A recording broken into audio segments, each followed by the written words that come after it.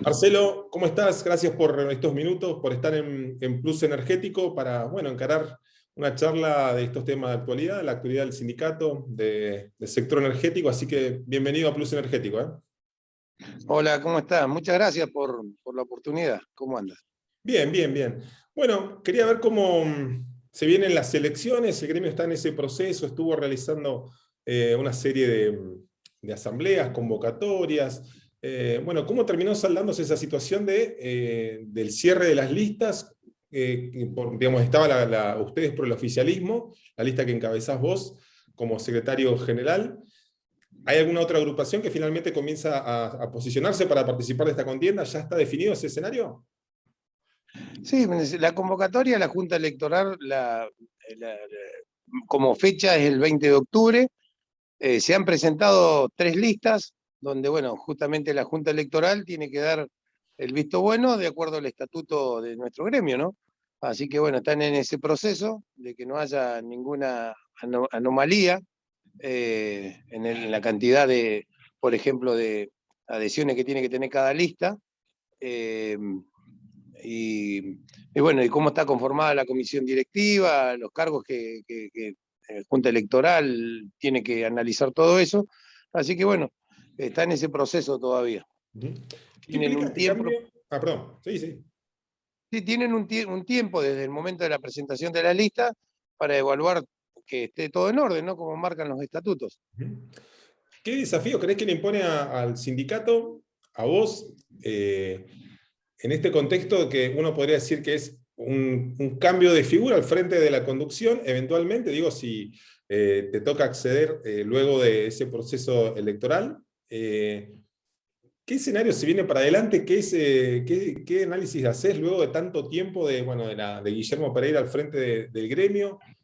¿Qué análisis haces de lo que viene, de los próximos meses? Si, bueno, eventualmente tenés la oportunidad de acceder al mandato de secretario general, ¿cuál es el principal desafío que ves hacia adelante desde el sindicato? Mira, yo creo que hay puntos de acuerdo que hay que llegar con las productoras, con los gobiernos, ¿no? Para que sea previsible lo que se viene en un ámbito donde estemos todos incluidos, ¿no? Creo que ese es el gran desafío. Nosotros apostamos a que las inversiones vengan, que Vaca Muerta sea lo que se pretende que sea, pero creo que para eso tenemos que trabajar mucho en la paz social. Nosotros justamente hoy hablábamos de las visitas que hemos tenido a los yacimientos maduros, porque hoy vemos, por ejemplo, que las inversiones solamente están yendo a lo no convencional y hay muchos pueblos afectados con el tema de la no inversión en los yacimientos maduros. Ese es un tema, ¿no? Porque obviamente que hay pueblos que dependen de eso. Yo te puedo nombrar algunos: Putralcó, Plaza Huíncul, Butarranquil, Chomalal, Rincón, eh, que bueno, son yacimientos maduros que tiene que haber una inversión. Bueno, está esta iniciativa de la ley de incentivo que está llevando adelante el Ministerio de Energía junto al Gobierno Nacional, que lo vemos positivo, lo vemos muy bien, porque creo que definitivamente va a haber una ley que ponga en orden y que sea previsible y que tengamos una política de Estado en lo que es hidrocarburos de acá para adelante, porque acá con cada cambio de gobierno se cambiaban las reglas del juego y esto es lo que ha afectado a que no sea lo que se pretendía en algún momento que sea Vaca Muerta. Así que, bueno, seguramente hay algunas cosas para hablar, los gobiernos provinciales eh, están hablando, tienen su punto de vista, ahí tiene que haber un punto de acuerdo y por supuesto con nosotros también, ¿no? Nosotros pretendemos de que esto sea una realidad en el marco de que estemos todos incluidos, ¿no? Ujú. Parece haber un consenso en Vaca Muerta, ¿no? En la administración anterior del gobierno de Macri, Alberto Fernández, bueno, también, y obviamente la impronta que desde Neuquén se ha impuesto en los últimos 10 años, como, bueno, Vaca Muerta como esa gran reserva energética para el país, y bueno, un lugar donde despegar económicamente. ¿Crees que todavía falta un camino por recorrer en materia de acuerdos políticos? Digo, de sostener eso al margen de los colores políticos. Hemos visto a grandes empresarios desfilar por Neuquén, recuerdo el coloquio, el precoloquio de ideas hace unos años atrás también, como un ámbito de consenso. Falta sostener reglas políticas, ¿crees? Y solucionar cuestiones macroeconómicas. Digo, ese, al margen de la letra chica de la cuestión petrolera, está esa cuestión económica como trasfondo también a ir solucionando. Sí, sí, sí, creo que tiene que haber un acuerdo político fundamentalmente y tiene que haber también para que sea una realidad inversiones para poder evacuar, por ejemplo, el tema del gas, ¿no? Hoy es un cuello de botella que si no hay un gasoducto que pueda evacuar la cantidad de gas que se va a producir en lo que es Vaca Muerta, es imposible que sea una realidad, porque eh, son es infraestructura que hace falta y que tiene que existir. Así que yo creo que va a haber, tiene que haber un acuerdo político porque o sea, no podemos pretender que haya inversiones si no es previsible lo Vaca Muerta, ¿no? Así que me parece que hay muchos actores que tienen que ponerse de acuerdo definitivamente para justamente tener una política de Estado en hidrocarburos que sea para el futuro y que no se cambie cada vez que viene un gobierno o entra otro, ¿no? Con diferentes pensamientos. Así que esperemos que esto salga bien, eh, que se pueda seguir trabajando con esto y que se pongan de acuerdo, ¿no? Fundamentalmente creo que se necesita de un gran acuerdo político. ¿Qué tal si está la conciliación obligatoria? Había sido, bueno, dictaminada por el Ministerio de Trabajo de la Nación en la previa de una medida de fuerza que estaba anunciando jerárquicos y ustedes también estaban sumándose a ese reclamo. ¿Qué estuvieron negociando? ¿Si vieron una negociación al respecto? ¿En qué instancia está esa convocatoria? Sí, tuvimos una reunión con el Ministerio de Trabajo de la Nación, donde exhorta a las partes al diálogo, a ponernos de acuerdo, eh, a, a tener diferentes reuniones con las cámaras por fuera de lo que es el ministerio para llegar a algún acuerdo y poder llegar eh, cumplida la fecha con un acuerdo donde podamos solucionar estos problemas que nosotros estamos planteando, que son problemas que tienen que ver con dotaciones y en definitiva con la seguridad y la salud de los compañeros, ¿no? Y vemos que están, el tema de dotaciones están explotados los compañeros porque esto cuando inicia lo que es la adenda era una curva de aprendizaje y nosotros entendíamos que estaba bien, pero hoy lo podemos leer en cualquier medio, los récords mundiales que se están haciendo de fracturas o de perforaciones, y seguimos con la misma gente, con la gente totalmente saturada de trabajo, y bueno, esta es la discusión que tenemos, ¿no? Y bueno, pero yo creo que tenemos que llegar a un acuerdo, creo que estamos viendo el árbol y no el bosque, hay una posición dura de algunos sectores, eh, de las empresas que no entendemos por qué, porque los argumentos están totalmente dados, ¿no? Y son totalmente legítimos los que estamos dando, así que apelamos a que esto llegue a una solución, porque no es el problema de fondo, este es un problema de un sector que está haciendo un esfuerzo por demás sobrehumano, ¿no? Y, y creo que es momento de arreglarlos. Así que si el que entiende de la parte operativa se da cuenta, porque lo hemos hablado con la misma gente de estas compañías que hoy se niegan, de que la necesidad de trabajadores es totalmente legítima que estamos planteando, ¿no? Sigue siendo el punto más complicado de destrabar el de las dotaciones en los sets de fractura. Sí, sigue siendo un punto difícil de destrabar con algunas compañías, sobre todo con YPF, pero no entendemos por qué, ¿no? Porque no estamos hablando de una incorporación masiva de trabajadores, estamos hablando de mucha gente. Estamos hablando, hay tres, cuatro sedes de fractura, que significaría no más de algunos trabajadores, ¿no? Igual que en los equipos, estamos pidiendo un hombre más por equipo, tanto en perforación como en workover, que no hace a una gran cantidad. Estamos hablando de eh, poder cuidar la salud de los compañeros y el trabajo esforzado que están haciendo, porque es mucho el trabajo que hay.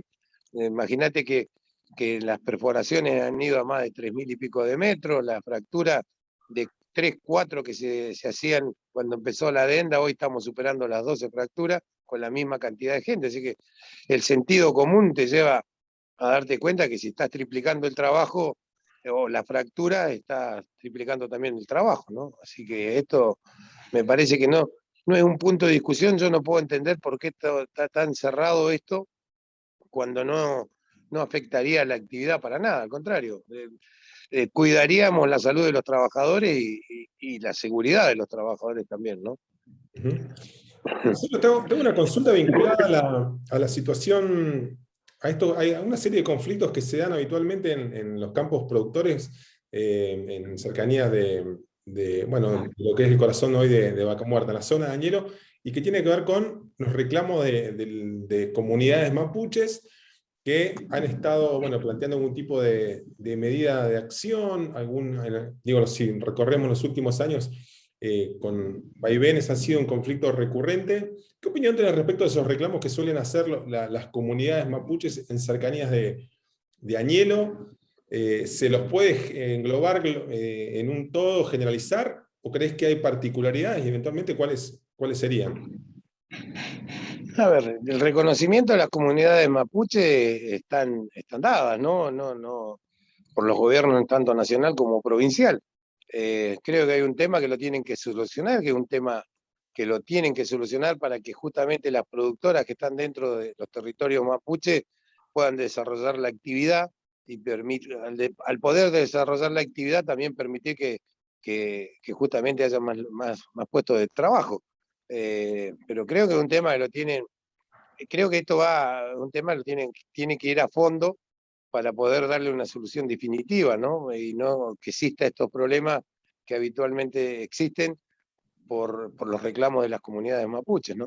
Ujú.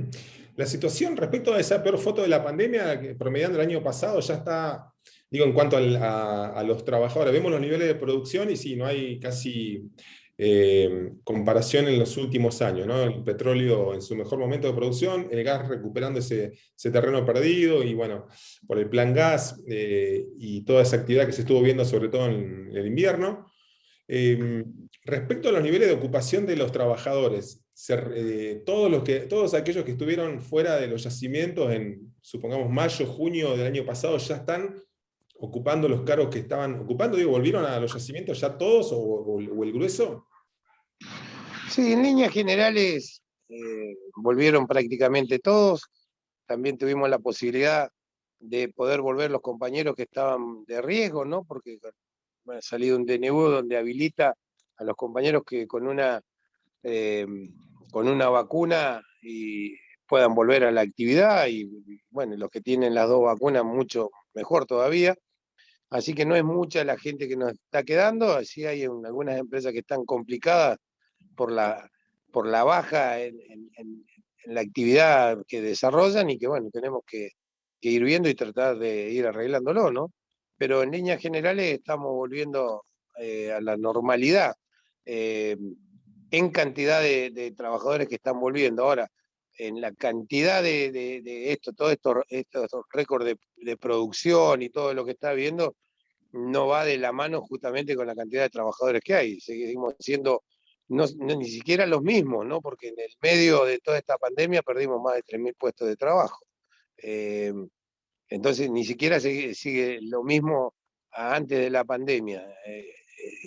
Por eso hablamos del gran esfuerzo que están haciendo los trabajadores en los diferentes, porque no es solamente un tema de perforación o de equipos o de fracturas, sino que en líneas generales es un tema que tenemos que verlo, ¿no? Ujú. Así que vemos esa recuperación, los trabajadores han puesto todo, hemos sido uno de los pocos gremios que tuvimos en el 2023, en el plan de sustentabilidad, creo que es una etapa ya cerrada, y bueno, hoy hay que empezar a hablar de cubrir los puestos que son tan necesarios en los diferentes yacimientos que se perdieron, ¿no? Ujú.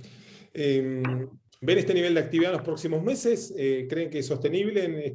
Si bien la pandemia como que agrega un marco, esa palabra que tan en boga en los últimos meses, que es incertidumbre, ¿no? Pero bueno, los niveles de contagio parecieran, al menos en este momento del año, ¿no? parecieran ofrecer una perspectiva de, bueno, de más sostener este ritmo de producción, ¿o creen que todavía hay un riesgo de volver al momento anterior, a esa foto dramática por el promedio del año pasado?